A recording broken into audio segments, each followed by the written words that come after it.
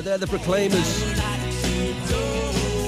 25 minutes to 4. Now then, can we, people, you and I, work out a dog's mood just by the sound of its bark? You can certainly work out its mood on a dog. If it nips you, if it bites you, well, it's in a foul mood.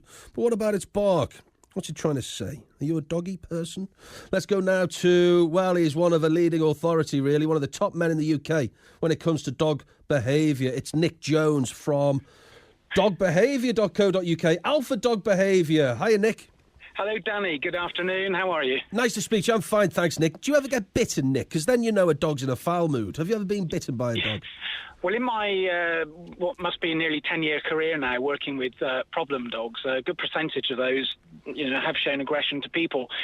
In the early days, I confess I have been bitten a couple of times, and those were usually my fault, either not reading the dog correctly or trying to do something with the dog in a too confined a space, and just not really reading the dog correctly, which, but now I'm, you get wise to these things, and so it's been a long time since I've been bitten now. Is there any dog, Nick, that you couldn't work with? And let me just qualify this. An ex-girlfriend of mine used to have a dog called Maddie that I could not approach it.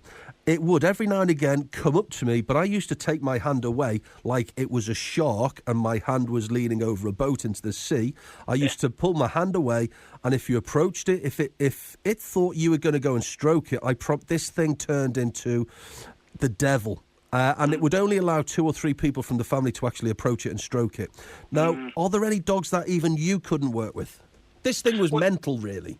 Yeah, so I'm regularly asked to assess dogs which are dangerous, and very, very occasionally I encounter dogs which are deemed unworkable with. They can be so damaged by prior events that they may indeed sadly be a lost case. But thankfully, for the very best part, that isn't the case, and most dogs can be rehabilitated. Yeah. The dog that you're referring to may have had some possessiveness issues, so quite simply a situation where the dog wouldn't want you going particularly close to it because it may have infringed upon its relationship with your girlfriend. So there can be all sorts of complicated layers involved in these domestic situations. Now, can we, as the layman in this, not an expert, can we interpret a dog's mood by the sound of its bark? This is according to the tabloids. It's all over the news today, you see. Yeah, it's very interesting. I think you've got two distinct camps here. One is for the person, let's say, on the street. So let's imagine a postman out doing his delivery round. Most postmen and women would be able to recognise when a dog is overtly aggressive or indeed overtly friendly and wants to come and say hello. And I expect you'd be able to hold a good conversation with most postmen and women, and they would be able to identify those dogs which are safe or otherwise, but for the best part. Of course, this recent study is only telling existing dog owners what most of them already know. I think if you surveyed most dog owners with a degree of experience, they again would easily be able to tell you whether their dog, the general mood of their dog. Now, thankfully, dogs are, by and large, happy-go-lucky creatures and don't suffer moods so much as humans might be prone to. Yeah. So they're relatively simple, yet at the same time sophisticated animals. Are there any breeds that particularly lend themselves to being more placid? And I think I could name the ones that are more aggressive, or certainly the perception that I have, maybe fed by the media, but maybe not. Maybe there have been some valid cases where people have been injured and hurt. What about the more placid breeds? Well, placid breeds that come to mind are, for example, things like the golden retriever, always a sunny disposition, although I should say I've worked with some golden retrievers with behaviour issues, aggression to the owners. So there is no real single breed that stands head and shoulders above the best. But naturally, some dogs can be trained to be aggressive more readily. Than others, yeah. My mum and dad have just got, and I've forgotten the breed, it's a little fluffy white thing. It looks like, what's it called? Oh, fluffy white. Bichon Frise? Yeah, that's it. The thing is crazy. It just runs around the front room. It's like if it was an athlete, it would need a drug test. The urine test. Well, it's a very high energy breed, very excitable, and all dogs need a balanced approach whereby we know that they're getting good levels of exercise appropriate to the breed, that they've had good levels of training and obedience, and they get all of their needs met. Okay, okay to take a call? Yes, I'd be very happy to, Danny. Okay, here's the number, by the way. If you have a doggy-related question, it's the new number, 03453 00 9956. We've got one of the UK's top experts on dog behaviour, 03453 00 9956. Check out the website, dogbehaviour.co.uk. Carol is in Albury. Welcome to the show, Carol. Hello, Danny. Hi, Carol. What would you like to say? I've got an exceptional dog. It's deaf. It's deaf? Yes. So when it barks, you have to think, what does it want? If it's a, then it's, I'm all right, I'm here today, I'm here. If you go, then I want to go out. Never heard a dog bark like that. What breed is it? She's a cross-bearded collie. Cross-bearded collie. Nick, I mean, deaf dogs, do they have any more difficulty making themselves known or heard or understood? Well, I think potentially the simple answer to that is yes, simply because they would not be able to, as in most domestic relationships, be able to hear verbal commands. But owners of deaf dogs very quickly acclimatise to this, and so do the dogs, and most dogs don't know any different.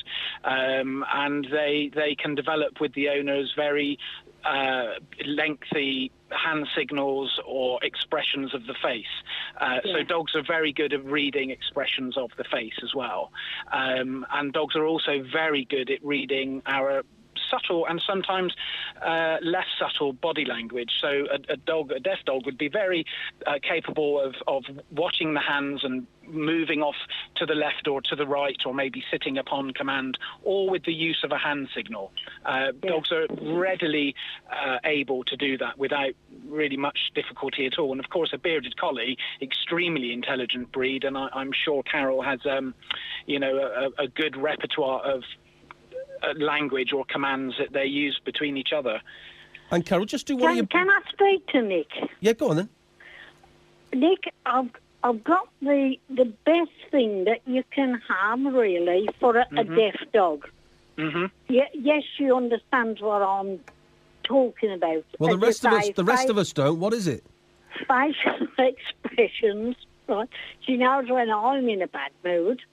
Yeah. But I've got the best thing. I've had another dog. I've always had 2 or 3 dogs anyway. I have rescues. But I've had another dog that hearing is out of this world. She knows if anybody's around who shouldn't be there. And all I have to say to my other dog, fetch Casey, and she'll go. I don't have to bother her. Going down the park, she still gets loose off the lead down the park. And I say to Sally, fetch Casey. And Casey's the deaf one? Casey's the deaf one, yes. OK, Carol, just do us a bark again. To go. Wow. Nick, Carol, thank you. Nick, loads of stuff coming through, but we've got to really... unfortunately, Carol took up everybody's time. That's all right. On the text, Dan, can you ask the experts... In fact, come on, let's get a few more calls on the radio. Come on. Thanks, producer Alex. Dan, can you ask Nick about separation anxiety? Is it fair to leave a dog alone for 7-8 hours a day? Over to you, Nick. The ideal maximum period to leave a dog alone as a starting point is about 4, maybe 5, even 6 hours if the dog was readily able to cope with that and it was of a suitable age to cope with that length of time. Even then, for those quoted lengths of time, we would try to break them up with toilet breaks or exercise. The key with a dog with separation anxiety issues is to build the time up very, very slowly And this is where the owner may often need to stop and maybe even take a week or two out of their schedule so they can begin to build up having a dog on its own in a room behind a closed door, even for 5 seconds to begin with, depending on the severity of the problem. And then we can build it up into 20 seconds, 30 seconds, and then we quickly get into counting the minutes. And of course, we're looking to give the dog positive experiences when it's left alone. But any dog with separation anxiety needs to be, it's rather like building a house. It needs to be done carefully and slowly and gradually. You can't rush it, I'm afraid. Let's take one more call. Let's go to Brian in Kings Heath. Brian, welcome. Hello. Hi, what would you like to say to Nick? I used to have a Jack Russell.